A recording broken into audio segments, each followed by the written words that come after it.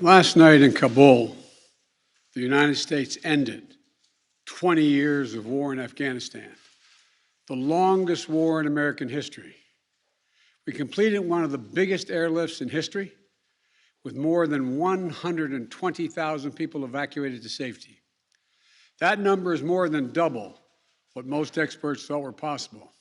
No nation has ever done anything like it in all of history. Only the United States had the capacity and the will and ability to do it, and we did it today. The extraordinary success of this mission was due to the incredible skill, bravery, and selfless courage of the United States military and our diplomats and intelligence professionals. For weeks, they risked their lives to get American citizens, Afghans who helped us, citizens of our allies and partners and others on board planes and out of the country. And they did it facing a crush of enormous crowds seeking to leave the country. And they did it knowing ISIS-K terrorists, sworn enemies of the Taliban, were lurking in the midst of those crowds. And still, the women and men of the United States military, our diplomatic corps, and intelligence professionals did their job and did it well, risking their lives, not for professional gains, but to serve others, not in a mission of war, but in a mission of mercy. 20 service members were wounded in the service of this mission. 13 heroes gave their lives. I was just at Dover Air Force Base for the dignified transfer. We owe them and their families a debt of gratitude we can never repay, but we should never, ever, ever forget. In April, I made a decision to end this war. As part of that decision, we set the date of August 31st for American troops to withdraw. The assumption was that more than 300,000 Afghan national security forces that we had trained over the past 2 decades and equipped would be a strong adversary in their civil wars with the Taliban. That assumption that the Afghan government would be able to hold on for a period of time beyond military drawdown turned out not to be accurate. But I still instructed our national security team to prepare for every eventuality, even that one. And that's what we did. So we were ready when the Afghan security forces, after 2 decades of fighting for their country and losing thousands of their own, did not hold on as long as anyone expected.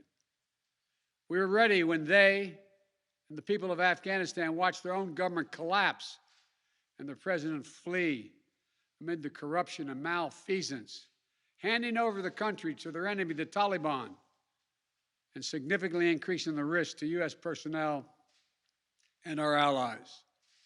As a result, to safely extract American citizens before August 31st, as well as embassy personnel, allies and partners, and those Afghans who had worked with us and fought alongside of us for 20 years, I had authorized 6,000 troops, American troops, to Kabul to help secure the airport. As General McKenzie said, this is the way the mission was designed. It was designed to operate under severe stress and attack, and that's what it did. Since March, we reached out 19 times to Americans in Afghanistan with multiple warnings and offers to help them leave Afghanistan, all the way back as far as March. After we started the evacuation 17 days ago, we did initial outreach and analysis and identified around 5,000 Americans who had decided earlier to stay in Afghanistan but now wanted to leave. Our Operation Allied Rescue ended up getting more than 5,500 Americans out. We got out thousands of citizens and diplomats from those countries that went into Afghanistan with us to get bin Laden. We got out locally employed staff of the United States Embassy and their families, totaling roughly 2,500 people. We got thousands of Afghan translators and interpreters and others who supported the United States out as well. Now we believe that about 100 to 200 Americans remain in Afghanistan with some intention to leave. Most of those who remain are dual citizens, longtime residents who had earlier decided to stay because of their family roots in Afghanistan. The bottom line, 90% of Americans in Afghanistan who wanted to leave were able to leave. And for those remaining Americans, there is no deadline. We remain committed to get them out if they want to come out. Secretary of State Blinken is leading the continued diplomatic efforts to ensure safe passage for any American, Afghan partner, or foreign national who wants to leave Afghanistan. In fact, just yesterday, the United Nations Security Council passed a resolution that sent a clear message about what the international community expects the Taliban to deliver on moving forward, notably freedom of travel, freedom to leave. And together, we are joined by over 100 countries that are determined to make sure the Taliban upholds those commitments.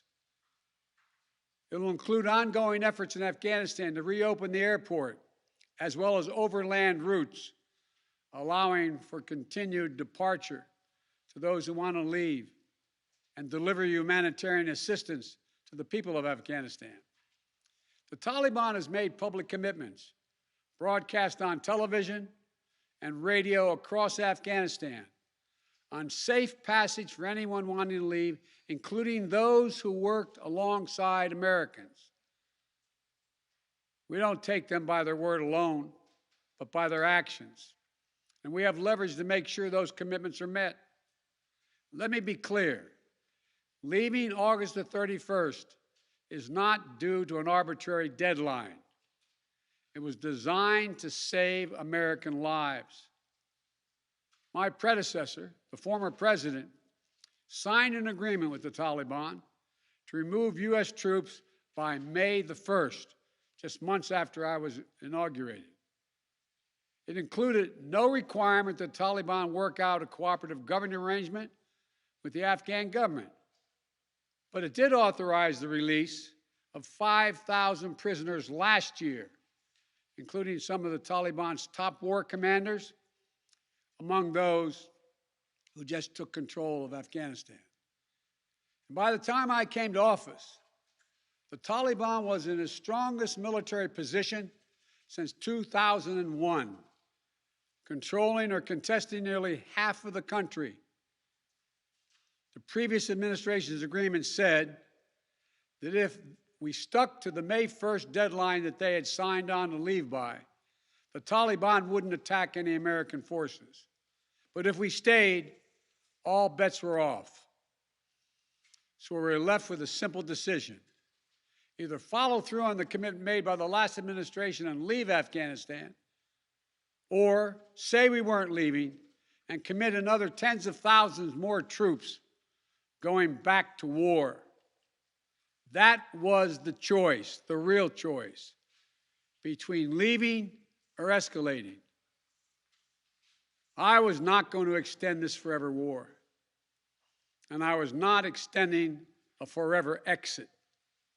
The decision to end the military airlift operations at Kabul airport was based on the unanimous recommendation of my civilian and military advisors, the Secretary of State, the Secretary of Defense, the Chairman of the Joint Chiefs of Staff, and all the service chiefs, and the commanders in the field.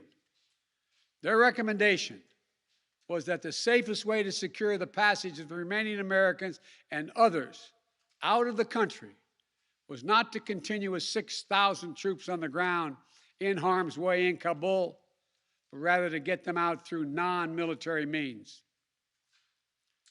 In the 17 days that we operated in Kabul after the Taliban seized power, we engaged in an around-the-clock effort to provide every American the opportunity to leave. Our State Department was working 24/7, contacting and talking and in some cases walking Americans into the airport. Again, more than 5,500 Americans were airlifted out. And for those who remain, we will make arrangements to get them out if they so choose. As for the Afghans, we and our partners have airlifted 100,000 of them. No country in history has done more to airlift out the residents of another country than we have done. We will continue to work to help more people leave the country who are at risk. We're far from done. For now, I urge all Americans to join me in grateful prayer for our troops and diplomats and intelligence officers who carried out this mission of mercy in Kabul and at tremendous risk with such unparalleled results. An airlift that evacuated tens of thousands, to a network of volunteers and veterans who helped identify those needing evacuation, guide them to the airport, and provided them for their support along the way. We're going to continue to need their help. We need your help, and I'm looking forward to meeting with you. And to everyone who is now offering or who will offer to welcome Afghan allies to their homes around the world, including in America, we thank you. I take responsibility for the decision. Now some say we should have started mass evacuation sooner. And couldn't this have been done in a more orderly manner? I respectfully disagree. Imagine if we'd begun evacuations in June or July, bringing in thousands of American troops and evacuating more than 120,000 people in the middle of a civil war. There still would have been a rush to the airport, a breakdown in confidence and control of the government, and it still would have been a very difficult and dangerous mission. The bottom line is there is no evacuation from the end of a war that you can run without the kinds of complexities, challenges, and threats we faced. None. There are those who would say we should have stayed indefinitely for years on end. They ask, why don't we just keep doing what we were doing? Why do we have to change anything? The fact is, everything had changed. My predecessor had made a deal with the Taliban. When I came into office, we faced a deadline, May 1. The Taliban onslaught was coming. We faced one of two choices: follow the agreement of the previous administration and extend to have more time for people to get out, or send in thousands of more troops and escalate the war. To those asking for a third decade of war in Afghanistan, I ask, what is the vital national interest? In my view, we only have one: to make sure Afghanistan can never be used again to launch an attack on our homeland. Remember why we went to Afghanistan in the first place? Because we were attacked by Osama bin Laden and al-Qaeda on September 11th, 2001. And they were based in Afghanistan. We delivered justice to bin Laden on May 2nd, 2011, over a decade ago. Al-Qaeda was decimated. I respectfully suggest you ask yourself this question. If we'd been attacked on September 11, 2001, from Yemen instead of Afghanistan, would we have ever gone to war in Afghanistan? Even though the Taliban controlled Afghanistan in the year 2001? I believe the honest answer is no. That's because we had no vital interest in Afghanistan other than to prevent an attack on America's homeland and our friends. And that's true today. We succeeded in what we set out to do in Afghanistan, over a decade ago. Then we stayed for another decade. It was time to end this war.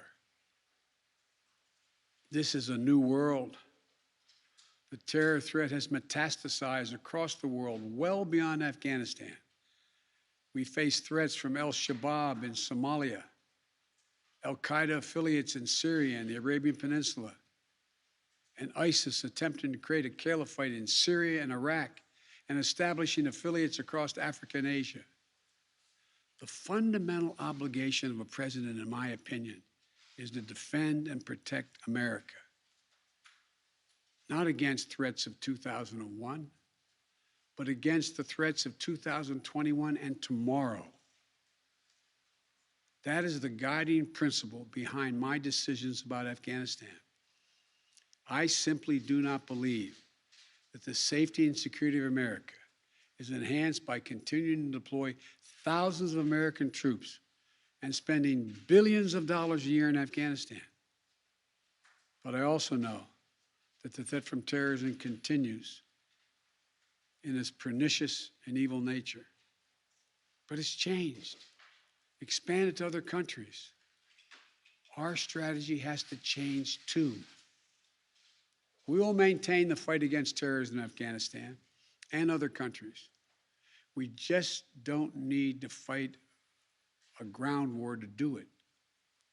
We have what's called over-the-horizon capabilities, which means we can strike terrorists and targets without American boots on the ground, or very few if needed. We've shown that capacity just in the last week. We struck ISIS-K remotely, days after they murdered 13 of our service members and dozens of innocent Afghans. And to ISIS-K, we are not done with you yet. As Commander-in-Chief, I firmly believe the best path to guard our safety and our security lies in a tough, unforgiving, targeted, precise strategy that goes after terror where it is today, not where it was 2 decades ago. That's what's in our national interest. And here's a critical thing to understand. The world is changing. We're engaged in a serious competition with China. We're dealing with the challenges on multiple fronts with Russia. We're confronted with cyber attacks and nuclear proliferation. We have to shore up America's competitiveness to meet these new challenges in the competition for the 21st century. And we can do both. Fight terrorism and take on new threats that are here now and will continue to be here in the future. And there's nothing China or Russia would rather have, would want more in this competition in the United States to be bogged down another decade in Afghanistan. As we turn the page on the foreign policy that has guided our nation the last 2 decades, we've got to learn from our mistakes. To me, there are 2 that are paramount. First, we must set missions with clear, achievable goals, not ones we'll never reach. And second, we must stay clearly focused on the fundamental national security interest of the United States of America. This decision about Afghanistan is not just about Afghanistan. It's about ending an era of major military operations to remake other countries. We saw a mission of counterterrorism in Afghanistan, getting the terrorists and stopping attacks, morph into a counterinsurgency, nation building, trying to create a democratic, cohesive, and united Afghanistan, something that has never been done over many centuries of Afghan's history. Moving on from that mindset, and those kind of large-scale troop deployments will make us stronger and more effective and safer at home. And for anyone who gets the wrong idea, let me say clearly, to those who wish America harm, To those who engage in terrorism against us or our allies, know this: the United States will never rest. We will not forgive. We will not forget. We will hunt you down to the ends of the earth, and you will pay the ultimate price. And let me be clear. We'll continue to support the Afghan people through diplomacy, international influence, and humanitarian aid. We'll continue to push for regional diplomacy engagement to prevent violence and instability. We'll continue to speak out for the basic rights of the Afghan people, especially women and girls, as we speak out for women and girls all around the globe. And I've been clear that human rights will be the center of our foreign policy. But the way to do that is not through endless military deployments, but through diplomacy, economic tools, and rallying the rest of the world for support. My fellow Americans, the war in Afghanistan is now over. I'm the fourth president who has faced the issue of whether and when to end this war. When I was running for president, I made a commitment to the American people that I would end this war. And today, I've honored that commitment. It was time to be honest with the American people again. We no longer had a clear purpose in an open-ended mission in Afghanistan. After 20 years of war in Afghanistan, I refused to send another generation of America's sons and daughters to fight a war that should have ended long ago. After more than $2 trillion spent in Afghanistan, the cost that researchers at Brown University estimated would be over $300 million a day for 20 years in Afghanistan, for 2 decades. Yes, the American people should hear this: $300 million a day for 2 decades. If you take the number of 1 trillion, as many say, that's still $150 million a day for 2 decades. What have we lost as a consequence in terms of opportunities? I refuse to continue a war that was no longer in the service of the vital national interest of our people. And most of all, after 800,000 Americans serving in Afghanistan, I've traveled that whole country, brave and honorable service. After 20,744 American servicemen and women injured, and the loss of 2,461 American personnel, including 13 lives lost just this week, I refuse to open another decade of warfare in Afghanistan. We've been a nation too long at war. If you're 20 years old today, you've never known an America at peace. So when I hear that we could have, should have continued the so-called low-grade effort in Afghanistan at low risk to our service members, at low cost, I don't think enough people understand how much we have asked of the 1% of this country who put that uniform on, willing to put their lives on the line in defense of our nation. Maybe it's because my deceased son, Bo, served in Iraq for a full year. Before that, well, maybe it's because of what I've seen over the years as senator, vice president, and president traveling these countries. A lot of our veterans and their families have gone through hell. Deployment after deployment, months and years away from their families, missed birthdays,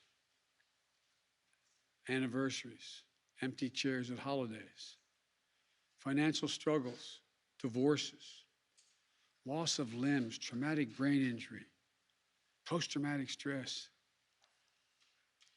We see it in the struggles many have when they come home. We see it in the strain on their families and caregivers. We see it in the strain on their families when they're not there. We see it in the grief borne by their survivors. The cost of war they will carry with them their whole lives. Most tragically, we see in the shocking and stunning statistic that should give pause to anyone who thinks war can ever be low grade, low risk, or low cost. 18 veterans, on average, who die by suicide every single day in America. Not in a far-off place, but right here in America. There's nothing low grade or low risk or low cost about any war. It's time to end the war in Afghanistan. As we close 20 years of war and strife and pain and sacrifice, it's time to look to the future, not the past, to a future that's safer, to a future that's more secure, to a future that honors those who served and all those who gave what President Lincoln called their last full measure of devotion. I give you my word with all of my heart. I believe this is the right decision, a wise decision, and the best decision for America. Thank you. Thank you, and may God bless you all, and may God protect our troops. President